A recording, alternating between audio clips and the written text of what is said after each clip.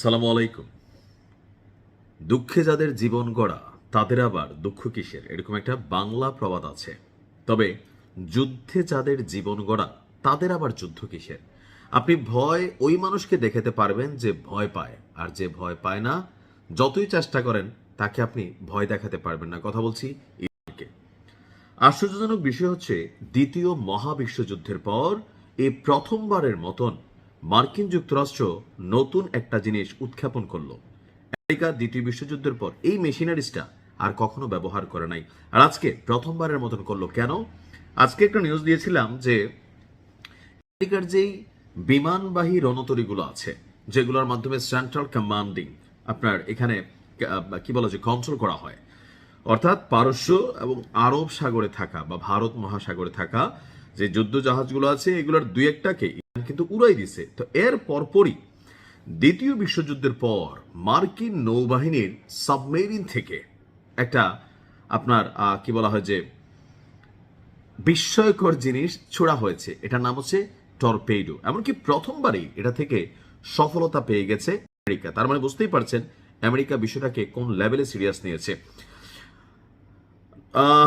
মার্কিন নৌবাহিনীর সাবমেরিন থেকে ছোড়া টর্পেডোর আঘাতে ইরানের একটা যুদ্ধ জাহাজ ধ্বংস করে দেওয়া হয়েছে। শ্রীলঙ্কার কাছে ভারত মহাসাগরে গত বুধবার আমেরিকার হামলায় ইরানি যুদ্ধজাহাজ IRIS ডেইনা এটা গভীর সমুদ্রে সলিল সমাধি হয়ে গেছে। পেন্টাগন এখন পর্যন্ত হামলাকারী সাবমেরিনটির নাম প্রকাশ করেনি।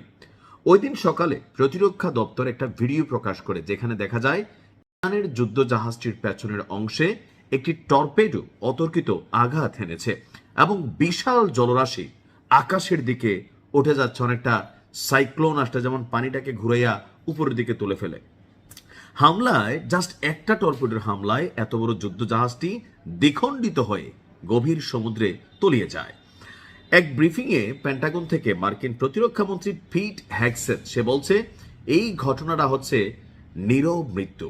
অন্যদিকে জয়েন্ট চিফস অফ স্টাফের চেয়ারম্যান জেনারেল ড্যান কেইন তিনি বিষয়টিকে পেশাদার দৃষ্টিভঙ্গিতে ব্যাখ্যা করে বলেন, টর্পেডোটি তাৎক্ষণিকভাবে প্রভাব সৃষ্টি করতে সক্ষম হয়েছে। তথ্য বলছে যে ৩২ জন ইরানি নাগরিক এখানে জীবিত উদ্ধার হলেও জাহাজটিতে ১৮০ জন ইরানি নৌবাহিনীর সদস্য ছিল। তার মধ্যে ১৪৮ জন ক্রু তারা শাহাদাত বরণ করেছে। ইউএস নেভি হিস্ট্রি অ্যান্ড হেরিটেজের তথ্য মতে সর্বশেষ ১৯৪৫ সালের ১৪ আগস্ট মার্কিন সাবমেরিন USS টর্ক সেখান থেকে শত্রুপক্ষের জাহাজে এই ধাঁচের টর্পেডো ছোড়া হয়েছিল। তখন জাপানের একটি ৭৫০ টন ওজনের একটি জাহাজ এটাকে সমাধি করে দিয়েছিল গভীর সমুদ্রের বুকে।